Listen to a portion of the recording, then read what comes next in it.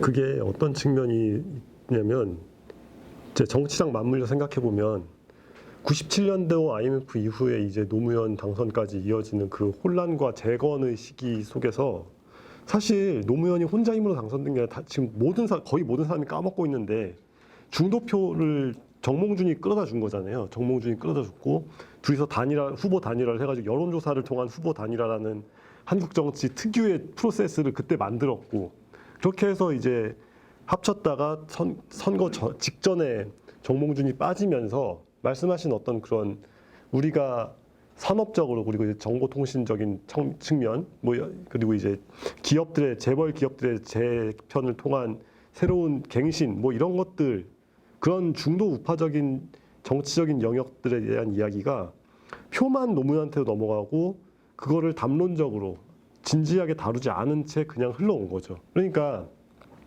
노무현 진영의 담론은 안티조선이라든가 아니면은 이제 그 용어는 아니었지만 이제 역사적인 과오를 바로잡자라든가 어떤 그런 과거를 좋게 말하면 과거 성찰, 과거 반성적인 측면이 강했다면 어쨌건 대중들이 이제 야 우리 IMF를 대충 극복한 것 같고 인터넷 깔았고 잘 나가보자. 근데 월드컵 4강까지 갔다. 이야 막 하던 그 분위기는 그냥 표로만 바뀌었지 그게 어떤 사회적 정치적인 차원에서 제대로 흡수가 안 됐다라고 제가 지금 말씀 들으니까 이렇게 생각해 볼 수 있을 것 같아요. 오케이, 저는 그 얘기를 해야 된다고 생각해요. 그러니까 다음 과제, 약체가 된 보수와 진보 지식인의 어떤 어영화 관련해서 이를테면 저도 이게 조심스러워서 잘 못하겠는데 이명박이나 그러니까 안철수나 이런 기업인 출신의 정치가들 있잖아요.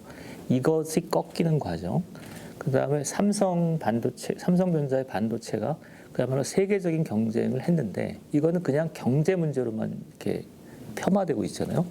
그러니까 이건희 회장이 했던 그리고 이건희라는 게 도덕적 문제로만 폄하되는데 그거는 그것대로 하더라도 이 삼성 반도체가 어떻게 그렇게 세계적인 경쟁력을 얻었고 그 다음에 우리는 무엇을 할 것인가 이 얘기를 해야 되고 그 다음에 저는 수학 선생으로서 현장에 있다 보면 너무 담론들이 문과 담론이에요.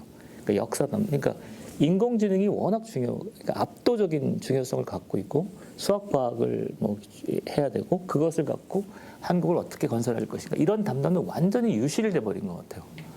근데 그게 그러니까 한국 사회에 좀 비극을 만들어낼 가능성이 크다고 생각하거든요. 그리고 이따 얘기지만 문재인과 노무현과 문재인, 그다음에 진보 지식인의 어영화, 그다음에 약체가 된 보수를 평가할 때 이런 맥락에서 다뤄야 된다. 그리고 군대. 그러니까 우리가 이제 문민 전통을 계속 발전시켜 왔기 때문에 군대에 대한 얘기를 안 하는 거잖아요. 근데 지금 최근에 벌어질 미중 관계 이런 걸 보면 군대 얘기를 안 할 수 있을까?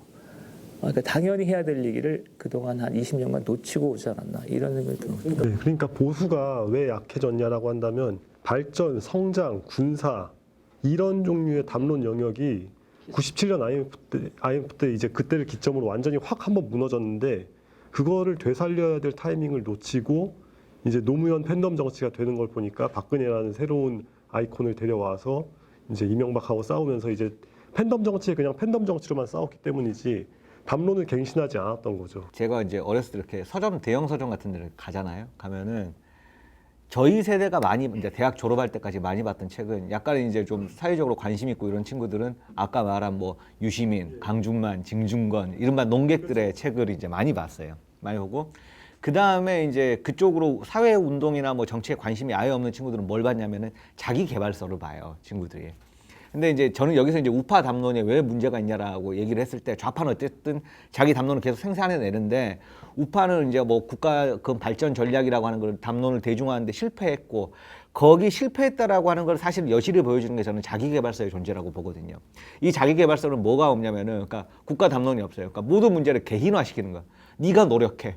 그럼 네가 알아서 할 수 있어. 각자 도생이란 말이에요. 근데 결국에는 이렇게 각자 도생을 하는 거를 몇 년 해보고 힘들게 살다 보니까는 이 친구들이 뭘 생각하게 되냐면은 이 세대들이 가장 복지 담론에 취약해지는 세대가 되는 거예요. 뭔가를 좀 더 받고 싶은 거예요. 너무 힘드니까. 그러니까 이제 국가는 뭘 할 것인가에 대한 질문 자체를 해본 적이 없어요, 저희 세대가. 어렸을 때 20대 때 보면은. 그러니까 이런 데 있어가지고 뭐 담론 투쟁이 이제 굉장히 우파가 실패했고 저는 그 2011년에 오세훈 서울시장이 이렇게 던지고 나오는 것도 거기서부터 뭐 우파가 패배했다라고 이야기하자면 저는 그렇게 생각하지 않고 그게 패배의 결과인 거예요. 결국에 복지 담론에 밀렸고 그 대학 담론이 없으니까 결국에는 무릎 꿇고 읍소하다가 안 되니까 던지고 나와버린 거거든요. 그러니까 이런 과정에 대해서 이제 우파는 전혀 담론 투쟁을 이렇게 뭐 제대로 준비를 못했던 거고 이걸 아주 대표적으로 보여주는 게 베스트셀러를 못 내놓잖아요. 우파에서는 지식인들이 좌파는 계속 내놓는데 그게 아주 중요한 전 척도라고 생각을 해요. 근데 저는 이제 최근에 그 민주당의 박용진 의원이 뭐 반재벌론자로 뭐 꼽히고 그러는데 그분이 하는 말씀 중에 인상적이었던 게 뭐 자기 정치는 그 먹고사니즘이다라고 이야기를 하는데 이제야 뒤늦게 그걸 깨달으신 것 같은데 정치의 파랄은 그러니까 뭐 박용진을 폄하하자는 건 아니고 정치의 파랄은 정말 먹고사니즘인 것 같거든요. 돌이켜 보면 IMF라는 사태로 우리나라에 상당히 양극화나 또 실업자가 많이 늘어났고 경제가 많이 힘들어졌는데 김대중 대통령이 당선된 건 이제 그런 걸 이제 극복하겠다고 해서 된 거잖아요. 당연히 김대중이 될 수밖에 없는 어떤 구조에서 됐던 것 같고. 근데 이제 김대중 대통령이 뭐 구조개혁을 좀 하다가 흐지부지 좀 안 됐고 또 양극화는 더 심해지고 이제 그때 이제 노무현이라고 하는 좀 서민적인 사람이 나오니까 아, 저 서민적인 이미지에 저런 사람이면 우리가 믿고 지지할 수 있겠어 하는 측면에서 노무현을 지지했던 것 같고. 그런데 이제 경제를 개판쳐 버렸잖아요. 특히 부동산 즉 뭐 망가졌었고. 그러니까 이번에는 한번 기업인한테 맡겨보면 어쩔까라는 생각에서 사람들이 또 이명박을 지지했던 것 같고. 이명박이 뭐 그럭저럭 경제를 잘했다는 생각이 좀 들어요. 근데 또 어떤 빈부격차라든지 양극화 문제는 더 심화되는 것 같고. 이제 그때 박근혜가 자기도 경제민주화를 할 수 있다라고 하니까 사람들 생각에는 보수인데 경제민주화를 한대 한번 믿어볼까 했는데 그 믿음이 이제 엄청난 실망감이 되면서 결국엔 탄핵까지 갔던 것 같은데 결국엔 사람들이 뭘 지지하는 건 정치적으로 해석을 많이 하지만 그 결과적으로 많은 부분들이 경제적인 문제와 많이 얽혀 있지 않을까 하는 생각이 좀 들어요. 지금 그 이번 총선도 마찬가지고 지난 총선도 마찬가지고. 그래서 결국에는 먹고 사는 문제가 어떻게 해결되냐에 따라서 정책 해석도 좀 달라지지 않을까.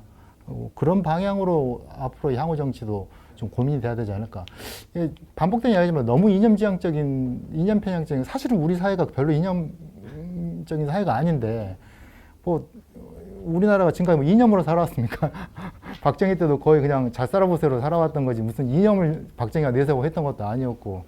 근데 요즘에는 너무 그런 식으로 좀 해석되는 경향이 있지 않나 하는 생각입니다. 그 나중에 이제 그 역사가 우리가 지금 살아가는 시대를 어떻게 평가하려는지 적인 상태를 살고 있다는 생각이 많이 들어요. 근데 아까도 계속 반복해서 얘기했던 게 너무 인연거임 아닌가 하는 생각이 좀 드는데 하여간 보수라는 사람들도 자신들의 대한 담론을 보여주지 못한단 말이에요.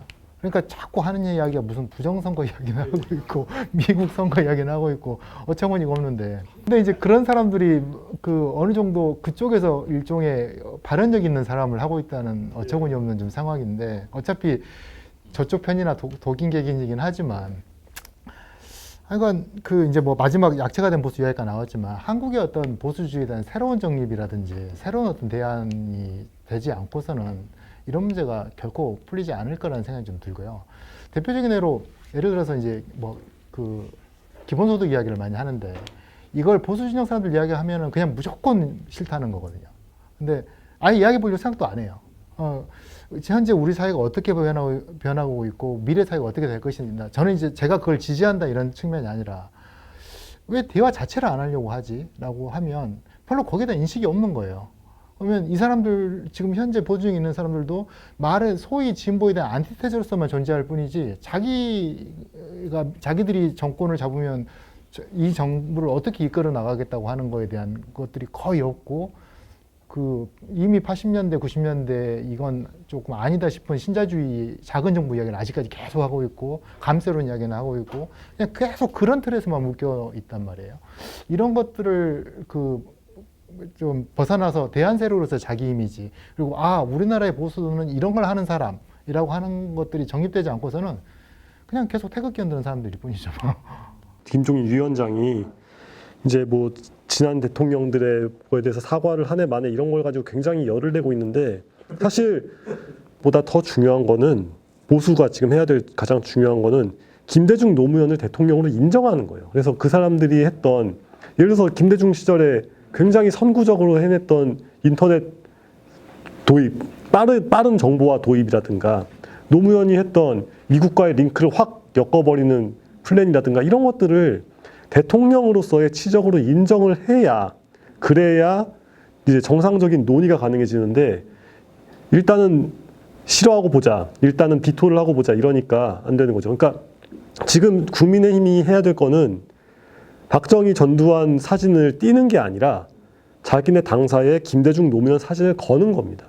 그렇게 해서 우리는 모든 대통령, 합법적으로 선출됐던 모든 대통령을 다 인정하고 국가 전체를 끌어안는 세력이다라는 걸 보여줘야지 김대중 노무현은 뭘 해도 안 되고 절대 용납 못하고 뭐 이런 식으로 중도와 넓은 의미의 보수를 과연 포용할 수 있는가라고 한다면 굉장히 회의적인 것 같아요. 그러니까 나는 이제 앞으로 내가 뭘 하면 좋을까 이런 생각을 하다가 생활형 나는 보수라는 이름을 일단 싫어하지만 그러니까 생활형 보수라는 생각이 들었어요. 그러니까 이념형 말고 그러니까 예를 들어서 의료 파업할 때 의사들이랄지 그다음에 원자력 발전소랄지 그다음에 기업 최저임금 기업가랄지 기업 규제 그다음에 지금 자영업들의 심각하잖아요. 그러니까 그래서 이를테면 아까 쭉 얘기했던 먹고 사는 문제, 그러니까 생활형 보수와 하는 거와 그다음에 좀 문재인 정부를 어떻게 평가할지 모르겠는데 운동권 정부 또는 몽상주의 정권 이렇게 해서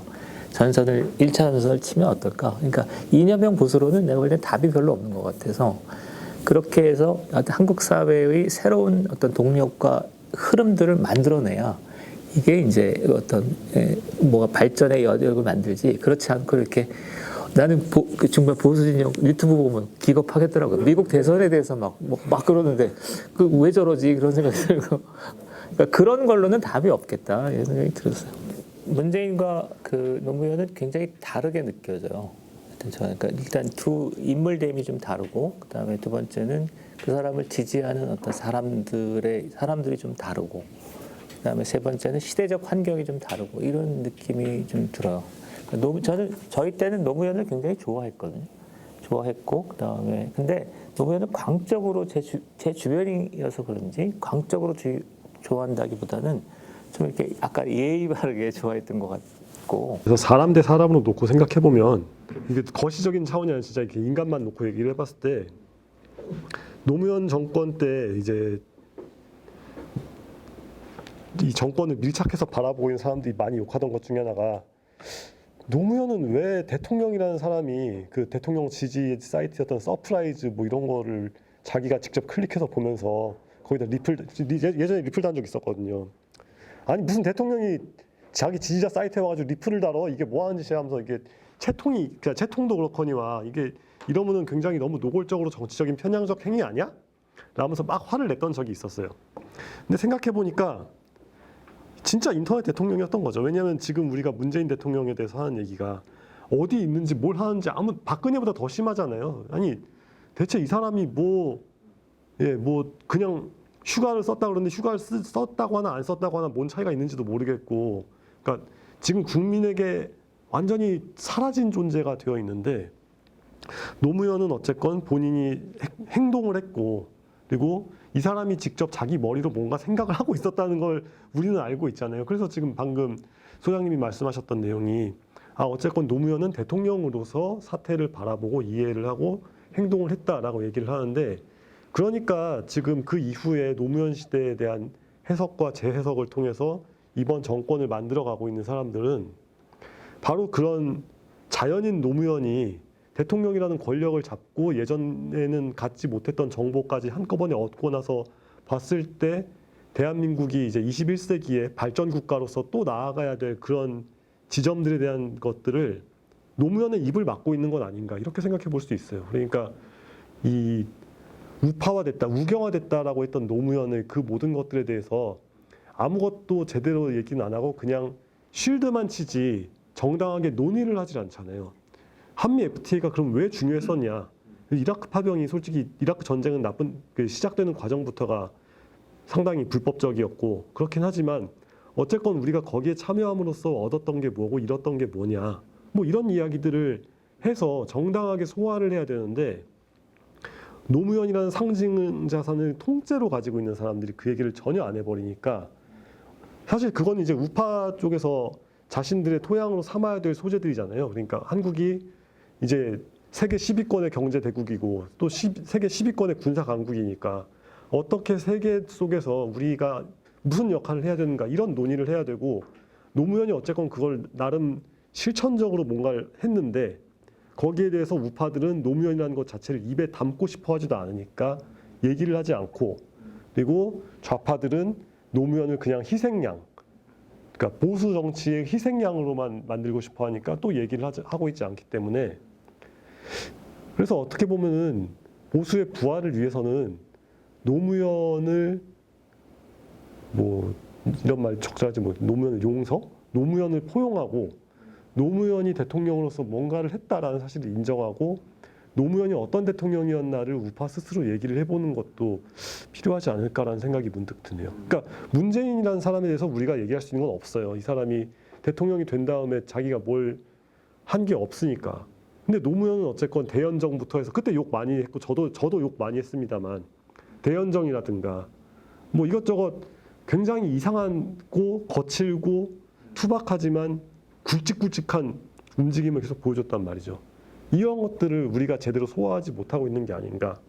그게 바로 노무현이 직접 자기 지지자들 사이트에 가서 리플을 다는 대통령이었기 때문에 사실 우리가 저는 안 찍었지만 문재인 지지자들이 문재인에게 기대했던 것도 사실 문재인이 본인이 트위터 계정으로도 소통하고 마치 트럼프처럼 혹은 다른 어떤 좋은 대통령처럼 트위터건 페이스북이건 대통령하고 직접 얘기를 할 수도 있고 뭐 이런 거를 꿈꿨을 거란 말이에요. 하지만 전혀 이루어지고 있지 않은데 그런 거에 대해서 그분들이 실망을 할 수밖에 없는 구조를 왜 갖고 있는가? 이게 사람의 문제. 예. 근데 문재인 대통령을 지지하는 사람들의 기본적인 열성적으로 지지하는 사람의 기본적인 생각에는 노무현 대통령을 지켜주지 못한 어떤 안타까움 같은 게 강하게 있는 것 같은데 이제 노무현 대통령의 죽음을 어떤 검찰의 과도한 어떤 수사라든지 모욕 주기 이런 걸로 생각을 하는 것 같고 그러니까 이 문재인만큼은 노무현 같은 최후를 맞게 하지 않겠다라고 하는 어떤 그런 의식이 강하게 있는 것 같아요. 그런 의식을 강하게 갖고 있는 사람한테 그거 틀렸어라고 아무리 이야기해도 지금 안 되는데 뭐 그건 제가 뭐 그런 생각 갖는 건 뭐 말할 게 아닌 것 같고 근데 이제 그게 이제 공격적으로 표출이 된단 말이에요. 그러니까 제가 이제 팔자에 아니게 신동아의 칼럼을 쓰면서 칼럼을 쓰고 나면 그 메일로 들어오는데 한 번에 한 욕설 메일을 한 100개 넘게 받은 날이 있어요. 근데 그것만이면 다행인데 이제 제가 편의점을 하잖아요. 근데 본사에 전화를 해가지고 이런 사람이 이런 글을 쓰는데 이거 가만히 놔두느냐라고 해요. 근데 어떻게 사람이 이렇게 거칠 수가 있을까? 그러니까 생각의 차이를 이유로 이 사람이 밥줄을 끊어버리겠다는 거잖아요. 근데 물론 이제 프랜차이즈 가맹점주가 그걸 이유로 뭐 본사에서 하지는 않겠지만 본사에서 굉장히 부담스러워 하더라고요. 그러니까 담당자가 좀 정치적으로 센 이야기는 안 쓰셨으면 좋겠다는 말까지도 하던데 그러면서 들었던 생각이 이 친구들이 왜 이럴까? 어떻게 사람이 이렇게 험악해질 수 있을까 하는 생각을 많이 하게 됐는데 자연스럽게 드는 생각은 뭐냐면 지금 현재 한 4년의 삶을 보면서 누구든지 많이 가장 지금 4년 동안 인용하는 소설이 뭐냐면 그건 동물농장일 것 같아요. 너무 똑같거든요. 그리고 1984하고 너무 똑같고 그 다음에 그 뭐 올리버 역슬리의 멋진 신세계가 너무나 똑같은 그러니까 뭐 비유 안 하려고 해도 그게 생각이 나는 거예요. 그리고 문화대혁명하고 너무 똑같고 저는 이제 그 학생운동에 전향을 하면서 가장 눈여겨봤던 것 중에 하나가 문화대혁명에 대한 거였는데 그건 이제 이현 교수의 저작을 통해 가지고 문혁에 대한 좋은 인상이 있었다가 나중에 보니까 그게 아니었단 말이에요. 근데 제가 좋아하는 중국 작가들 뭐 라오스라든지 마오둔이라든지 빠진이라든지 이런 사람들이 1960년대 작품이 한 10년간 없어요. 왜 그러지 하면 다 문혁 때 그냥 된 거예요. 그때의 기록을 보면은 스승을 마당에 가서 막 때려 패고 고가를 씌워가지고 여기다 편말을 세우고 어떻게 사람들이 저렇게 험악해질 수 있지? 보면 다 중학생이고 고등학생이고 순진했던 사람들이란 말이에요. 근데 조금 이 말을 그 문재인 지지하는 분들이 들으면 기분 나쁠 수 있지만 아 역사적 상황이 저렇게 주어지면 저 사람들이 저럴 사람들이구나 하는 생각이 드는 거예요. 해방 전국에서 막 좌익 우익이 싸웠을 때 그 시대의 기록을 보면 어떻게 저렇게 할 수 있지? 근데 돌이켜 보면 그 시대에 안테나를 너무 잘했구나 라는 생각이 드는데 예. 어차피 사람이 시대에 따라서 자기 역할이 주어지는데 지금 그분들은 그 역할을 하고 있는 게 아닌가 하는 생각이 좀 드네요. 지금 이건 어떻습니까? 그러니까 문재인과 노무현을 이제 평가하는 자리로 본다면 저는 시대 상황을 좀 염두에 둘 필요가 있다고 생각하는데 돌이켜 보면 90년대에는 사상적 공백 같았어요. 그러니까 미국 주도의 세계 질서가 열리는데 그 다음 뭐지? 뭐 이런 분위기였던 것 같아요. 근데 그 상황에서 노무현 대통령이 그러니까 과거에 민주 독재라는 이미지 대신에 참여 민주주의 막 이러면서 사회를 굉장히 역동적이고 굉장히 참신하게 몰아갔다. 저는 이렇게 평가하는 편이고. 예. 그다음 2000년대가 되면 사회가 확 바뀌거든요. 뭐냐면 미중 글로벌 체제가 형성되면서 한국이 그 세계 구조에 편승되면서 쫙 성장하는 거잖아요. 근데 노무현 대통령이 지명했던 한미 FTA나 이라크 파병이 다 그 문제였다고 생각하거든요. 여기서 저는 노무현 대통령이 선택을 잘했다고 생각해요. 나는 반대했습니다. 이라크 파병 때 거리에서 싸웠고 한미 FTA 때는 한미 FTA 범국민본부 정책팀장이어서 상당히 반대했지만 지금은 대통령으로서의 노무현을 100% 인정합니다. 훌륭합니다. 그런데 하여튼 그렇고 2010년도가 되면 미중 글로벌 체제가 충분히 심화된 조건에서 그 다음에 한국은 무엇일까라는 시대적 과제였다고 생각하거든요. 그때 이제 문재인 대통령이 들어섰고 문재인 대통령의 주요 리더들이 있었죠. 유시민, 낙검수 이런 것들이 있었고. 근데 이런 사람들이 분위기를 확 어디로 몰고 갔냐면 미중 글로벌 체제로 어떻게 편입할 것인가, 거기서 한국을 어떻게 나갈 것인가가 아니라 과거, 적폐청산, 역사 이런 데로 막 몰고 갔다고 생각해요. 저는 이제 학원 하면서 그 역사 영화물들이 너무 불편했어요. 그러니까 인공지능을 해야 될 시기에 왜 저렇게 100년 전 역사를 갖고 이렇게 하는가. 그래서 역사, 음모, 팬덤 이렇게 몰고 갔다고 생각하거든요. 그러니까 전체적으로 보면 노무현 대통령은 2000년대 얼음해서 미소냉전 붕괴 이후에 한국을 굉장히 젊고 그러니까 과거는 좀 늙었잖아요. 양김씨 말에는 나이가 많잖아. 근데 젊고 좀 역동적이고 참신한 분위기로 몰아갔던 긍정적인 측면이 강하고 그 과도기에 좌파 신자유주의 같은 이런 논쟁들이 있었던 건데 문재인 정권은 이건 완전히 그 시대를 거꾸로 갔다고 생각하고 이런 조류들이 있는 것 같아요. 그러니까 2010년도에 세계화가 진행되고 그러니까 세계적인 산업 구조가 변화하고 미디어 정치가 발전하면서 이게 최근의 정치에 이루어서 전 세계적인 현상인 것 같거든요. 그래서 전체적으로 문바를 요약한다면 2010년도에 세계적인 세계화가 또 다른 차원에서 심화되는 시대적 배경을 상황을 시대적 배경으로 해서 일련의 정치 세력이 과거와 음모와 팬덤을 가지고 정치적 동원을 하고 그다음에 여기에 40대를 주력으로 한 한국의 일군의 어떤 집단이 가세하면서 적폐청산 그다음에 문재인 정권 세우는 것까지를 했던 운동으로 나중에 역사가 평가하지 않을까 이런 생각이 들고 저는 문재인 대통령이 한국 사회를 과거로 몰아간 거에 사실은 이해가 안 되고 용납할 수가 없어요. 네, 저는 인간 노무현은 굉장히 매력적이라고 생각을 해요. 그리고 정치를 잘했냐 못했냐 평가는 좀 깊이 들어가야겠지만 근데 노무현의 죽음에 대해서는 이렇게 표현하면 지지자들이 또 화를 내겠지만 이분이 도대체 조직에 대한 관념이 있으신 분이었나라는 생각이 좀 들어요. 뭐냐면 참 안타깝지만 본인은 개인이 아니라 조직을 추스리는 사람이란 말이에요. 본인은 거기서 어떤 굉장히 굴욕적인 조사를 받았을 거고 또는 전직 대통령으로서 참 치욕적이라 느꼈을 거지만 자기 혼자가 운명한다고 해서 해결될 문제가 아닌데 조직을 같이 끌고 나고 이 위기를 같이 극복해낼 사람이 자기가 죽고 끝났단 말이에요. 거기서 참 많은 우리나라 정치가 뒤틀려 버렸다는 생각이 좀 들어요.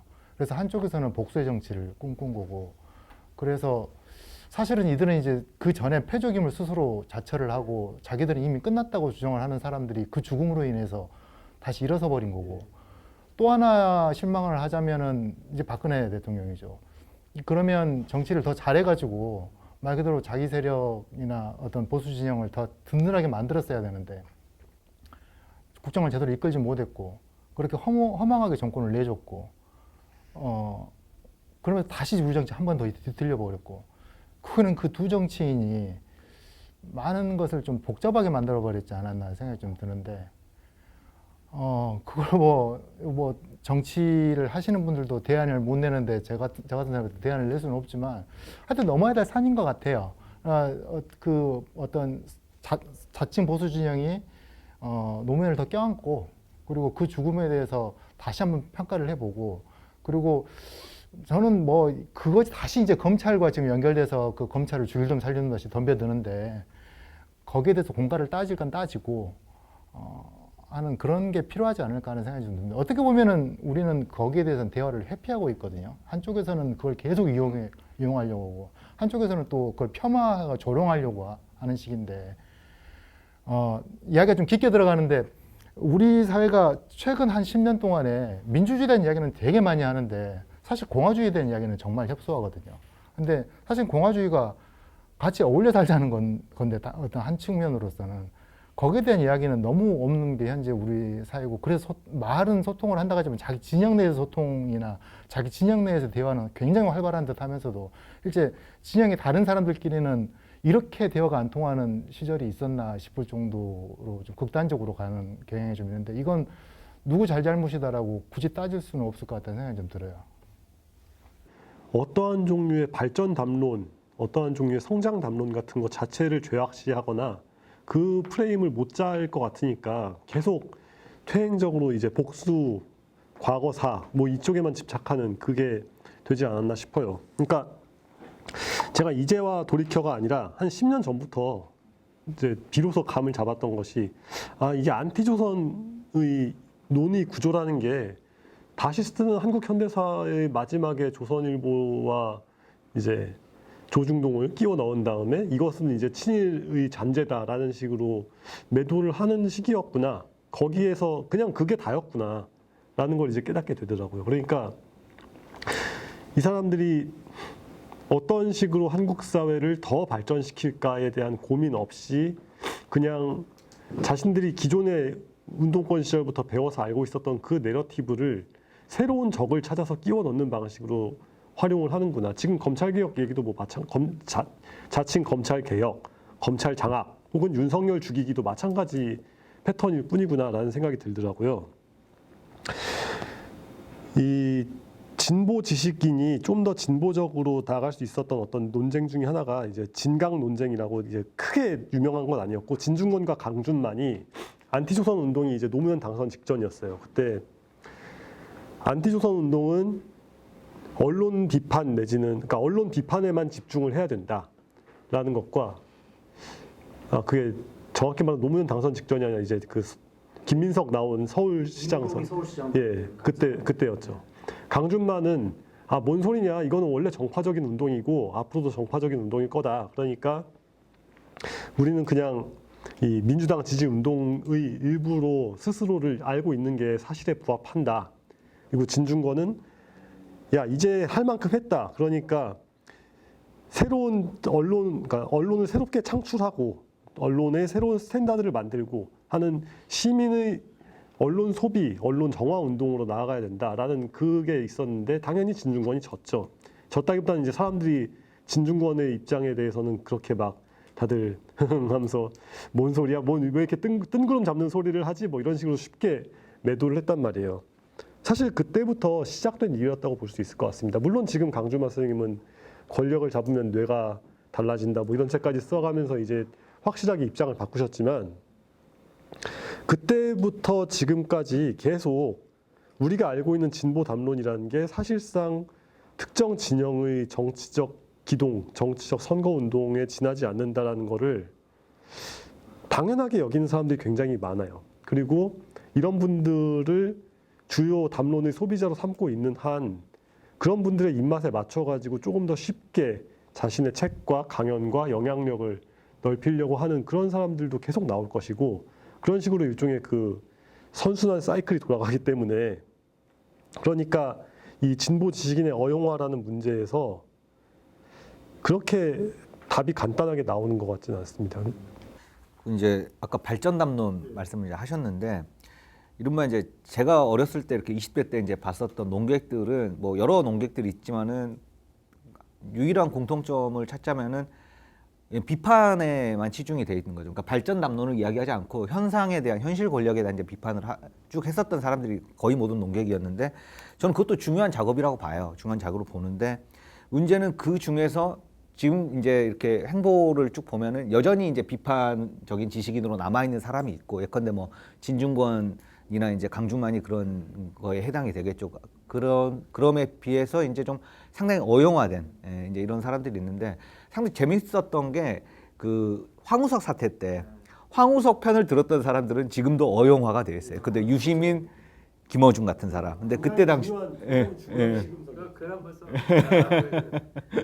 그리고 그때도 황우석을 비판했던 사람은 이제 뭐 진중권 같은 사람은 여전히 비판적 지식인의 입지를 갖고 있고요. 근데 문제는 뭐냐면은 그 이 사람들이 어쨌든 같은 진영에 있었던 것처럼 보였지만 지금 이른바 이제 586 세대가 이제 권력의 중심을 차지하면서 이때 이제 갈리게 되는 것 같아요. 이제 이 권력을 어떻게 바라볼 것이냐에 대해서 한쪽은 여전히 결사옹위의 대상으로 바라보는 측면이 있고 또 한쪽은 여전히 2000년대 그랬던 것처럼 20년 전과 똑같이 자기는 여전히 어떤 비판적 지식인으로 남으려고 하는 게 있고 그래서 이 두 부류가 이제 갈리는데 굉장히 우연치 않게도 황우석 사태라고 하는 게 그거를 어떤 보여주는 좀 시금석이 아니었었나 예, 그런 생각이 좀 듭니다. 그 지식인의 역할은 시대와의 관련 속에서 판단해야 된다고 생각해요. 근데 90년대는 그렇다 치고 2000년도에는 두 가지가 핵심이라고 보는데 하나는 미중 체제에 들어서면서 한국의 기념비적인 경제 발전 이거 하고 그다음에 미중 파워 게임의 심화. 그러니까 이 어떤 시대적 과제를 두고 진보 지식인이 어떤 역할을 했는가 안 했는가를 판단해야 된다. 이게 판단 기준이 된다고 보는데 문재인 그러니까 2010년도 이후에 그 한국 그 담론 지형을 보면 전혀 시대의 발전과 무관하게 막 자기들끼리 논쟁을 사립 논쟁 같아요. 그래서 뭐 무슨 얘기냐면 그러니까 이과형 담론이 전혀 없어요. 이과형 담론이라는 게 시대는 완전히 인공지능 시대로 돌아서고 있고 그 다음에 2020년, 25년을 지나서면 우리가 보고 있는 사회 전체가 급속하게 변화할 건데 그런 담론 지형은 전혀 없는 거죠. 그 다음에 두 번째는 미중 경합 체제가 벌어지면 미국 주도의 인도태평양 전략이 어떻게 구체화될 것인가 막 이런 얘기가 될 건데 토착 외구 막 이런 얘기를 아베 막 이런 얘기를 하는 거 보면 저게 그러니까 정세를 그냥 보고 하는 얘기인가 그냥 자기 생각대로 그냥 하는 얘기인가 이렇게 생각이 들거든요. 근데 전체적으로 보면 그러니까 문재인 정권에 대해서 갖고 있는 내가 가장 큰 문제의식은 시대와 전혀 무관한 관념의 영역에서 자기들끼리 담론 투쟁을 살인과 같은 투쟁을 한다 이런 느낌을 많이 받았어요. 그리고 핵심적인 문제는 그러니까 미중 글로벌 그 경제 발전이 이루어지면 결국은 한국의 기술 경쟁력이 어느 정도야라는 것이 상당히 많은 걸 말해주겠죠. 인공지능. 또 하나 이제 굳이 얘기한다면 이미 그러니까 문이과의 권력 구조가 완전히 바뀌었어요. 그러니까 고등학교에서 문과는 그냥 루저예요, 루저. 문과 전체가 루저예요. 그러니까 이과형으로 바뀌었거든요. 그리고 대학 진학에서도 그리고 그 의사들의 파업 같은 걸 또 보면 한국의 방역 시스템도 보면 고도의 과학 기술이 현대 사회를 어떻게 지탱할 거냐 그리고 그 시스템을 어떻게 가져갈 것인가라는 논쟁이 붙어야 되는데 그 논쟁을 무관한 영역에서 너무 담론들이 벌어지니까 이거는 후대 역사가들이 볼 때는 사립 논쟁처럼 볼 거다. 그러니까 니네 전체가 그냥 무저다 이런 심하게 얘기해요. 고용화되기도 전에 일단 살인 논쟁이니까. 예. 그러니까 좀 지나치게 얘기하면 진중권 그러니까 강준만은 좀 괜찮은 지식인 이런 거 아니라 그러니까 니네 전체가 그냥 루저 그렇게 보지 않을까라는 생각을 할 때가 있어. 예.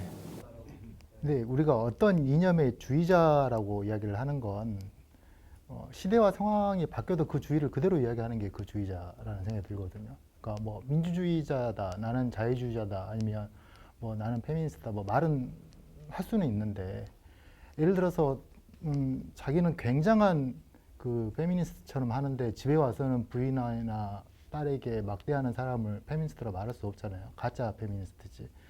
마찬가지로 정권이 바뀌어도 똑같은 잣대를 거기다 들이대면 그 사람은 그 주의자인 거죠. 사실은 그 진중권이라는 분을 별로 안 좋아했어요. 근데 최근에 모습을 보면서 와 멋있다는 생각이 드는 거예요. 이 사람 똑같은 잣대를 들이대는 거예요. 박근혜한테 들이댔던 잣대를 문재인 정부에 똑같이 들이대는 거예요. 그러면 이건 진짜인 거죠. 진짜백인 거죠. 근데 그렇지 않은 사람이 있으면 저 사람은 왜 그럴까 하는 것을 볼 수가 있는데 일단 두 가지인 것 같아요. 일단은 뭐 더 어떤 이념적인 소위 말하는 스피커들은 왜 그런지 모르겠지만 상당히 기층에서는 밑에서는 권력의 맛을 알아가는 것 같아요. 자기들이 정권을 잡았을 때 들어올 수 있는 떡고물이라든지 이런 걸 아주 잘하는 것 같아요. 권력을 뺏겨봤을 때 배고파 본 걸 알거든요. 그러면 과거에 어떤 운동권 집단이 정권을 잡았던 게 이제 초기로 완전히 자기 정권이라고 잡았던 게 노무현 정권이었으면 그때는 한국 별로 못해서 속된 말로 별로 못해 먹었던 거예요. 그리고 나서 문재인 박근혜 정부 때 그렇게 지냈고 이제 정권을 잡았단 말이에요. 아, 정권을 잡으니까 다 바꾸더라. 이제 아는 거예요. 노골적으로 하는 거죠. 그러니까 이야기를 들어보면 뭐 부산 쪽에도 이 사람들이 지금까지 정권을 안 잡았을 때는 그 권력의 맛을 모르는데 이제 지방 권력을 잡으니까 이제 막 당 조직이 막 튼튼하게 강화되면서 움직이는 거예요. 결국에는 돈이나 조직력이 조직력이라는 그런 돈에서 나오는 건데 그런 걸 알아가는 것 같아요. 그러니까 과거에 저 사람은 전혀 저럴 그 어떤 운동권이 아닌데 더 오버하는 사람들이 있거든요. 그러니까 최근에 국토부 장관 이런 분들 보면 저 사람이 저럴 사람이 아닌데 왜 저러지 싶으면 그냥 그 흐름에 그냥 따라가는 것 같아요. 그래서 이렇게 해야 자기가 붙고 한다는 걸 아는 것 같고 또 하나가 보면 자꾸 그러기 때문에 설득의 화법을 쓰는 것 같지 않는 느낌이에요. 그러니까 전혀 황당한 말을 하는데 어차피 내 편만 들어주고 내가 내 편만 와 하면 되는 거지 반대편을 설득할 생각이 없는 거죠. 내 편 안에서 인정받고 나는 무슨 자리에 올라가면 된다는 그런 인식이 있기 때문에 그런 측면에서 어떤 오용화가 진행되는 게 최근 한 몇 년이 아니겠는가. 개인적인 여담인데 그 노무현 대통령 당선될 때 아는 선배가 이제 청와대에 들어갔어요. 근데 한 달인가 2달 지났을 때 어느 분이 이제 목사님이 돌아와서 상가에서 만났는데 막 그 청와대 연못이 있는데 거기를 돌려면은 뭐 몇 분이 걸리고 막 하면서 막 자랑을 하는 거예요. 그때 딱 보면서 느낌이 이제 뭔가를 알아가는구나 이 사람들이. 그런 어떻게 보면 천박한 권력의 맛이었다면 이제는 자기들이 되면서 무슨 국책은행장도 지적할 뭐 움직일 줄 알고 뭐 깊이 들어가자면 이건 전반적인 우리나라 대통령이 바뀌면 포스코나 이런 민간 회사의 사장이 바뀔 이유가 없잖아요. 근데 이제 예전에는 몰라서 그걸 안 해봤는데 이제는 다 할 줄 알게 되니까 이제 거기에 따라서 사람들이 붙고 이제 이쪽 사람들한테 이런 말을 하면은 이 사람들이 웃고 박수 쳐주더라 하니까 자기들은 더 막 오버하면서 그런 얘기를 하는 것 같고 그런 게 지금 현재 우리나라에 굴러가고 있는 모양새가 아니겠는가 하는 생각이 좀 드네요. 우리나라 진보적 교수들은 이게 좀 표현이 그런데 본질적으로 기회주의적 집단이에요. 왜 그러냐면 아까도 쭉 얘기를 하다가 오바마는 학생 시절에 청년 시절에 무엇을 했고 그 다음에 정치인을 했다. 이게 연결이 되잖아요. 그러니까 우리나라 정치인들 대부분은 연결이 안 돼요. 그러니까 막스주의자인데 이 사람은 막스주의를 얘기할 수 없으니까 자기는 막스주의자 아니라고 생각하고 때를 노리고 교수가 된 거예요. 그리고 이런 사람들이 쭉 그러니까 교수라는 직업 속에서 그러니까 경제적 여유와 사회적 지위를 얻고 쭉 어떻게 보면 은인자중하다가 2010년도에 이제 대거 정치적 진출을 하는데 그 얼음에 제가 같이 활동을 했었어요. 한빙 FTA 범구운동 보기를 했었는데 교수들을 같이 겪어보면 첫 번째는 이분들이 그러니까 했던 이론이 마르크스주의예요. 굉장히 사변적이고 관념적인 주장이니까 주장들이 매우 세요. 그러니까 제가 볼 때는 저도 사회 경험이 있는 거니까 좀 허황된 주장을 많이 해요. 근데 그런 허황된 주장의 산물이 베네수엘라 사태죠. 베네수엘라 그때 운동권에서 열풍이 불었거든요. 그러니까 베네수엘라를 막 지지하고 어떤 사람들은 거기 가서 무슨 숭배하듯이 갔다고요. 차베스. 그리고 엊그제 보니까 조희연 교수도 그 시절에 그러니까 차베스를 막 지지하는 글을 썼던 거죠. 그러니까 이 술자리에서 얘기를 하다 보면 이게 어느 나라에 있는가 싶을 정도로 과격한 얘기들을 많이 해요. 근데 두 번째는 그러니까 나만 해도 그 당시에 나도 그렇고 그 교수들도 나이가 비슷하니까 다 자식들 문제 있고 부동산 문제 있고 뭐 제가 살지 문제 있고 그렇거든요. 근데 나만 해도 왜냐하면 내가 그런 것들을 그러니까 극복하고 그러니까 부동산은 안 갖고 자식 그냥 대충 보내고 이러면서 운동을 하겠다라는 게 내 생각이지. 그거를 내가 막 혁명 얘기에다가 그 다음 날 가서 부동산 사고 뭐 이런 일은 안 해요. 근데 버젓이 그러더라고. 황당했어. 너무 이상한 사람들을 봤어. 그러니까 나는 NL이었기 때문에 NL 사람들은 굉장히 헌신적이에요. 그러니까 정말 근데 그런 사람들이 그렇게 됐어. 그러니까 너무 그 사람들의 생각과 이게 하고 그 사람 행동들이 안 맞는 사람들이야. 근데 한국에 이렇게 그리고 그 사람들이 지금 그러니까 2010년도에 내가 운동권을 떠나올 때 사실은 너무 이상한 사람들을 많이 보니까 내가 고통스럽더라고. 고통스러워서 나는 운동권을 떠났는데 2017년 문재인 캠프에서 막 청문회하고 이런 걸 보면서 하나씩 퍼즐이 맞춰지는 거예요. 나하고도 관련돼. 내 아들은 어땠는데 이쪽 아들은 어떨까? 아, 쟤네들 다 그때 그런 거였구나. 그다음에 한편으로 막 총걸기 얘기하고 막 거품 물고 뭐 내일 당장 무슨 뭐 봉기를 해야 된다라고 하는데 그 다음 날 ATM 가서 돈 뽑고 있는 사람들이야. 그게 난 감정적으로 견뎌낼 수가 없어. 왜냐하면 또 하나만 얘기를 하면 한미 FTA 싸움은 어땠냐면 전부 농민들이 하는 거예요. 거리 싸움을. 그러니까 무슨 전남도, 경상도 이런 데서 트랙터로 몰고 서울에 와서 2만 명이 집회를 하고 그다음에 내려가는 건데 그 돈도 많이 들어요. 그런데 교수들은 코빼기도 안 보여. 완전히 그 NL 활동가랑 농민들 대중이 그렇게 해버린 거야. 근데 나는 그 사람들하고 집회 시위를 주도하다가 그 다음 날은 교수들이라고 토론한 다음에 어디 근사한 술집 가서 이러고 있어. 이 사람들하고 이 사람 완전히 따로 놀았어. 그러니까 지식인들은 거기서 그걸 하고 그러니까 무지랭이 농꾼들은 거리에서 싸움하고 이런 상황이 연출된 거죠. 그게 2010년도 한미 FTA라는 어떤 하나의 사안이었지만 전체 운동권들이 처한 상황이에요. 지금 돌이켜보면 전체 운동권들이 교수, 시민단체 활동가들은 이제 40대 중반이 되니까 아들도 어딜 보내야 되고 부동산도 사야 되고 이제 내가 청와대에서 어떤 자리를 거실 것인가를 생각하게 되고 그러면서 2010년도에 대거 문재인 캠프로 들어가기 시작해요.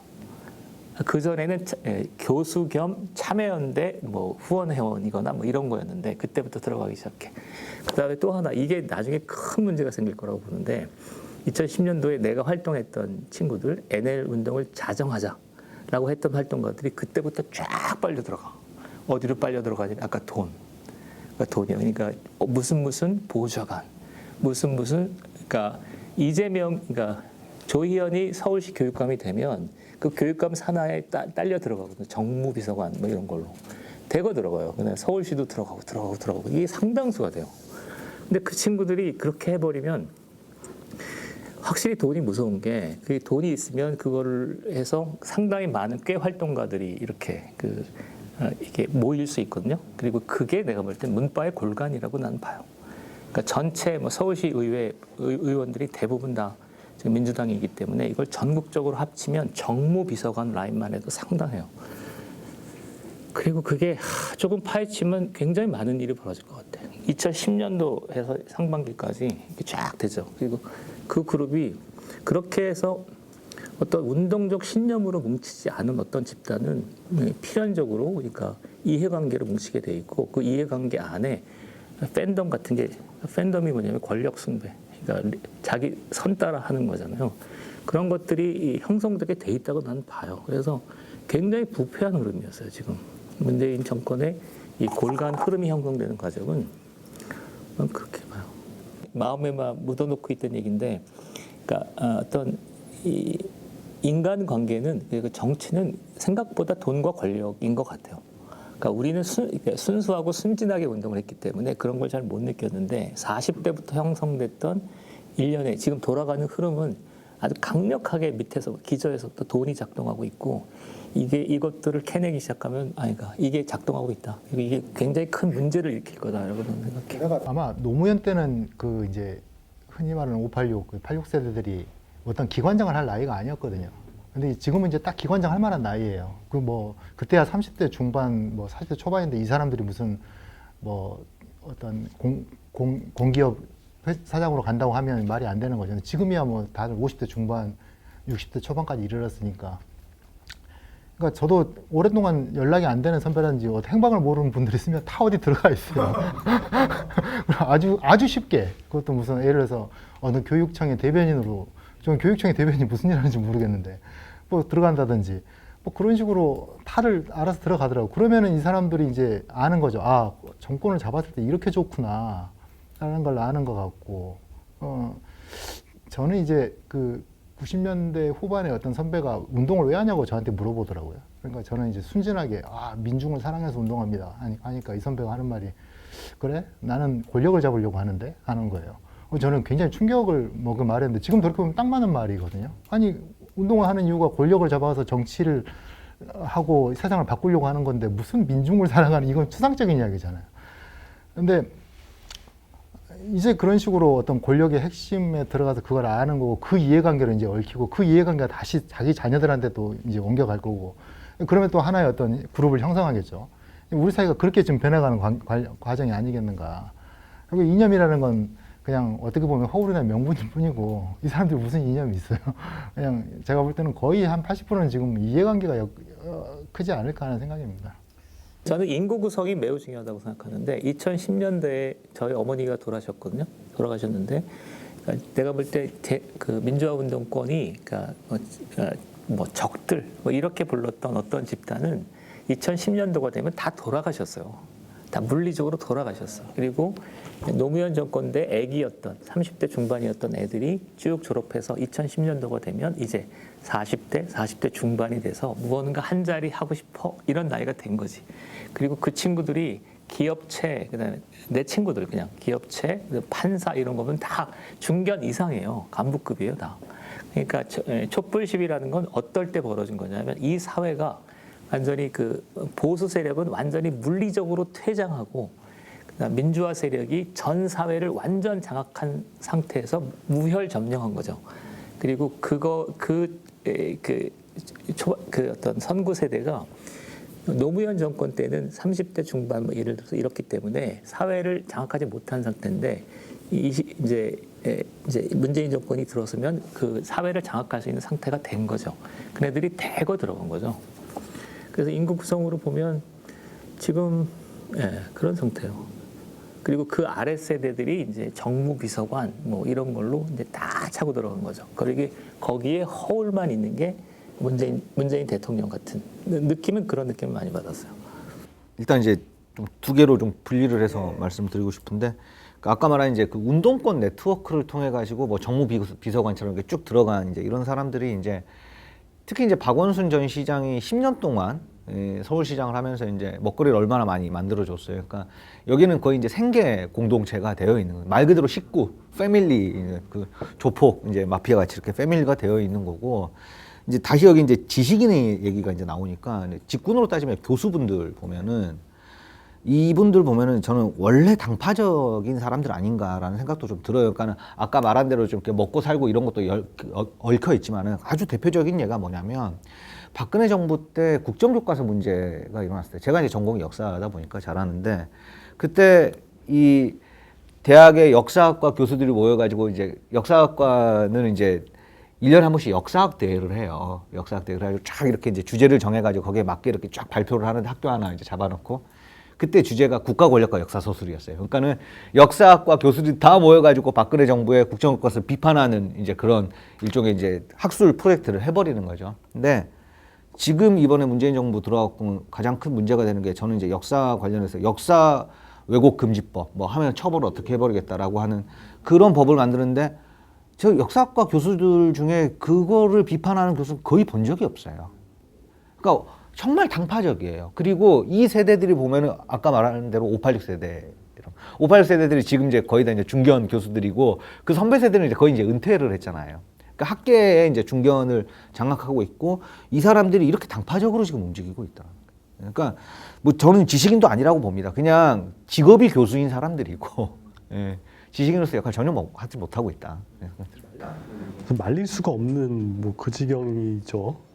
게다가 아까 이제 저는 이제 지식 컨텐츠, 뭐 지적 컨텐츠 시장 뭐 이런 차원에서 생각을 해보면 아까 이제 얘기했던 게 생산자가 소비자를 만들고 소비자가 생산자를 만들고 이게 막 돈다고 얘기를 드렸잖아요.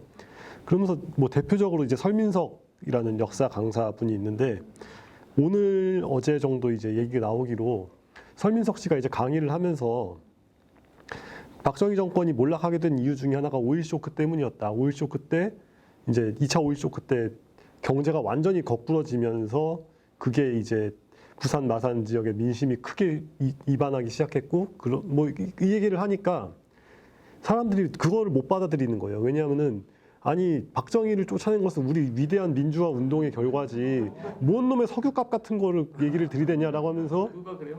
그러니까 이제 인터넷에서 근데 그 얘기를 하면서 뭔 얘기를 꺼내냐 설민석 아버지가 박정희 때 경호실에 있었던 사람 아니냐.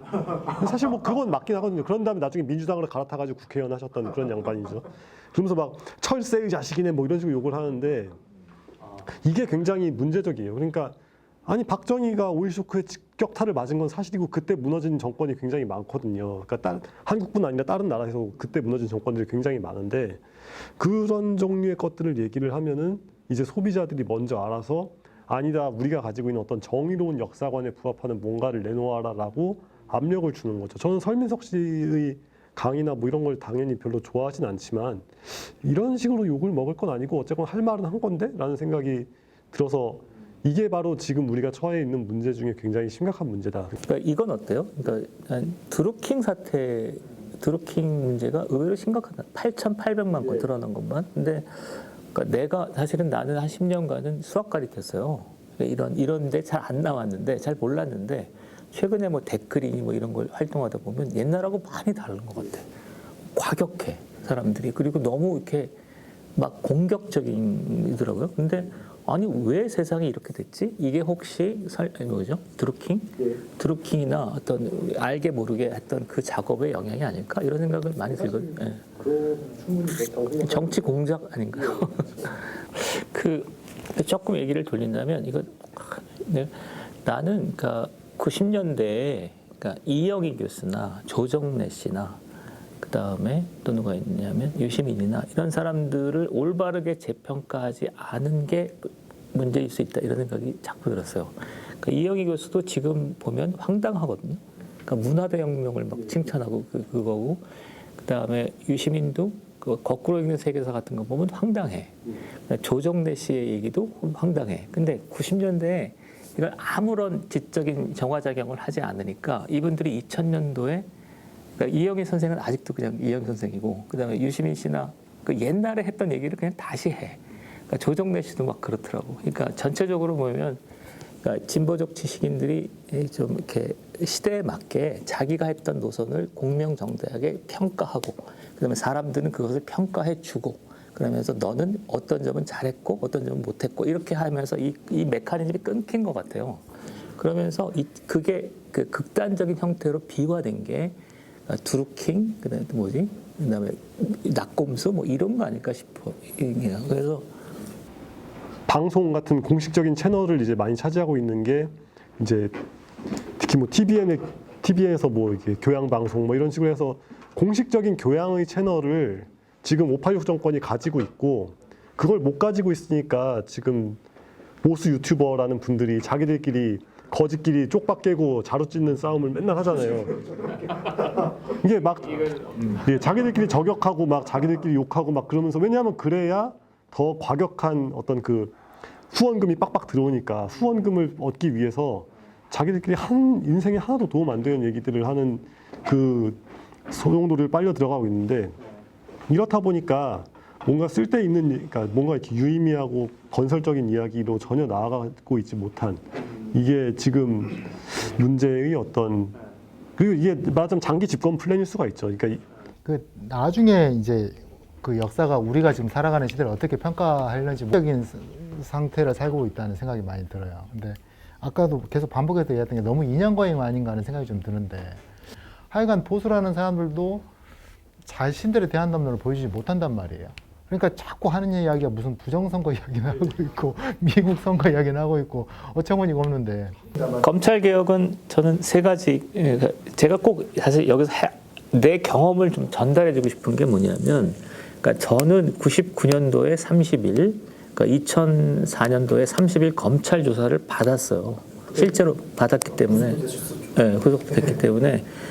근데 작년부터 지금까지 우리 아들 무슨 뭐 친구들 얘기를 해보면 검찰을 거대 악처럼 생각하는데 내 경험으로는 거대 악은커녕 그냥 늘 보는 아저씨들이고 그냥 그런 거예요. 직장인이죠. 네, 거대 악 같은 거 없어요. 그리고 이 한국 사회가 정말 다행스러운 거는 너무나 민주화돼서 검찰과 수사 과정을 전 과정을 관통하는 건 그냥 팩트예요. 너 그 일 했어 안 했어? 그러면 그러면 쟤네들도 내가 했다라고 생각하면서도 증거가 불축하면 그걸 빼버려요. 공소에 의해서. 그러니까 내가 볼 때 검찰은 너무너무 사랑스러운 조직이었어요. 왜냐하면 왜 그러냐면 나는 맞는 걸 생각했다고. 그 안기부에서 맞고 고문당하고 심지어 혀 깨무는 연습을 했다니까. 이러고 첫날 가서. 근데 그렇지 않고 그냥 팩트에 기초해서 더 드라이하게 재판에 우리한테 80년대 운동권들한테는 그건 너무너무 사랑스러운 얘기야. 그렇게 검찰 조사를 받았는데 작년부터 친구들이 뭐라고 하냐면 너 검찰이 어떤 흉계를 꾸미는지 알아? 너 검찰이 무슨 일을 했는지 알아? 그래, 나 검찰 조사 받았어 60일. 그런데 너는 무슨 일을 갖고 있는데? 그러니까 검찰 문턱에도 안 가본 친구들이 검찰을 그냥 이만한 악마처럼 만들어서 그러는 거예요. 근데 한국은 정말로 그 90년대를 거치면서 매우 현대화되고 민주화됐어요. 그래서 검찰 정도는 물론 다소간의 흠결은 있을지언정 검찰 개혁이 무슨 민주주의 핵심 과제인 것처럼 그런 시대는 이미 한참 전에 지났어요. 그거는 제 경험 속에서 그런 거 없다. 니네 판타지에서 깨라, 꿈 깨라. 그렇게 이제 얘기하고 싶고 그다음에 그겁니다. 근데 예를 들어서 이제 용어를 먼저 검찰 개혁의 용어를 선점해 버렸다는 생각이 좀 드는데 그러니까 개혁을 하면 사람들이 그거 고쳐야 되려나 봐 이렇게 생각하는 것 같고 요즘에 특히나 검찰과 관련된 드라마가 유독 많이 나온단 말이에요. 거기 보면 검찰은 다 나쁜 놈들이 나오는데 뭐 약간 이야기를 좀 크게 이야기를 하자면 우리 조선시대에 보면은 이 죄인이 잡혀오면 막 곤장을 때리잖아요. 근데 이미 이 사람이 살인자라는 걸 알아요. 근데 매우 쳐라 하면서 친단 말이에요. 죄를 자백할 때까지. 서양 선교사들이 우리나라에 와가지고 굉장히 신기했대요. 이미 증거가 다 있고 이 사람이 범인인 줄 아는데 또 치는 거예요. 자백을 안 하면은 죄로 안 치는 거예요. 돌이켜보면 아무리 증거가 충분해도 이 사람이 자백을 안 하면 그냥 맞고 나가는 거예요. 우리나라의 전통적으로 갖고 있는 일종의 뭐 자백주의라고 하던데 이런 하나의 어떤 사례가 있고 또 하나가 우리가 이제 미국 그 영화에 보면 변호인이 앉아 있고 그 옆에 피의자가 앉아 있고 그 옆에 검찰이 이렇게 한 줄로 서 있단 말이에요. 근데 우리나라 법정은 판사가 있고 검사가 여기 있고 앞에 변호인이 있고 방청석이 있고 이렇게 해서 검사가 어떤 대등한 존재처럼 이렇게 돼 있는데 그게 이제 우리가 흔히 말하는 뭐 대륙법과 영미법의 차이라든지 이런 거란 말이에요. 우리나라에서 검찰의 권한이 이렇게 막강하게 갖춰진 건 나름의 어떤 법적인 전통이라든지 그 다음에 어떤 형사사법 체계 안에서 이런 형태로 그 검찰권이 행사가 돼야지 어떤 형사 피의자들을 조사하고 기소할 수 있다라는 그런 어떤 역사적 맥락 속에서 이런 검찰권이 생긴 건데 그러면 이제 검찰 개혁을 하면 앞으로 우리나라 형사사법 체계가 좀 더 어떤 인권에 가깝게 또는 어떤 권력 간의 어떤 균형이나 견제 이론에 가깝게 한다면 검찰의 어떤 수사권을 이렇게 옮기고 기소권을 이렇게 옮기고 이런 어떤 대안 속에서 나와야 된단 말이에요.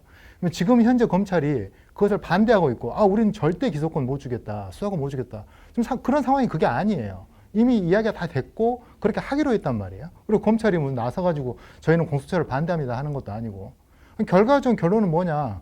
그냥 자기들에 대한 그 수사가 들어오니까 이걸 검찰 개혁이라는 이름으로 그냥 검찰을 조지고 있는 거거든요, 속된 말로. 검찰 장악을 하는 거고 어떤 자기들의 비리 혐의를 벗어나 보려고 하는 거죠. 근데 이 전체적인 맥락을 전부 무시하고 이걸 하나 뭉뚱그려 기승전 그 검찰 개혁으로 다 들어가 버리는 건데 어처구니가 없죠. 이건 뭐 길게 얘기할 것도 아닌 상황인 것 같아요. 정말 이렇게 어이없는 상황이 언제 있었나. 이건 뭐 기승전 반공 시절로 우리 기승전 지금 검찰개혁 시절로 바뀌어버린 건데 과거 자기들이 당했던 걸 그대로 지금 이용해가지고 검찰개혁이라는 이름을 뭉뚱그려서 하고 있지 않나 하는 생각이 들 정도로 87년 민주화 자체가 검찰이 군부를 이긴 거거든요. 그러니까 영화 1987에서 아주 잘 묘사했지만 그러니까 군부 독재의 하수인인 경찰이 고문하다가 사람 죽인 거 검찰이 다시 조사한 거잖아요. 이거 말도 안 된다 이래가지고 이걸로는 기소 못하고 오히려 경찰을 조사해가지고 근데 그거를 자칭 민주화 세력들은 검찰이 축소 수사를 했다 이러는데 그게 아니라 애초에 검찰이 나서지 않았으면 수사조차 안 됐을 사안을 탁 하고 쳤더니 억하고 죽었다고 한다면 넘어갔어야 될 거를 검찰이 들고 일어나서 정권의 균열을 쫙 만들어 버린 건데 그거를 이제 와서 이렇게 얘기하는 건 정말 어이없는 행동인 것 같아요. 그러니까 민주주의라는 게 민중주의랑 자꾸 헷갈리는데 민중의 힘으로 이루어진 게 아니라 엘리트 내부의 균열로 이루어진 거고 87년의 붕괴는 엘리트 내부에서 가장 중요한 집단 중에 하나는 그 프라이드 넘치고 자존심 강하고 어쨌건 최소한 사실과 법은 존중하는 훈련이 되어 있는 검찰들이었단 말이죠.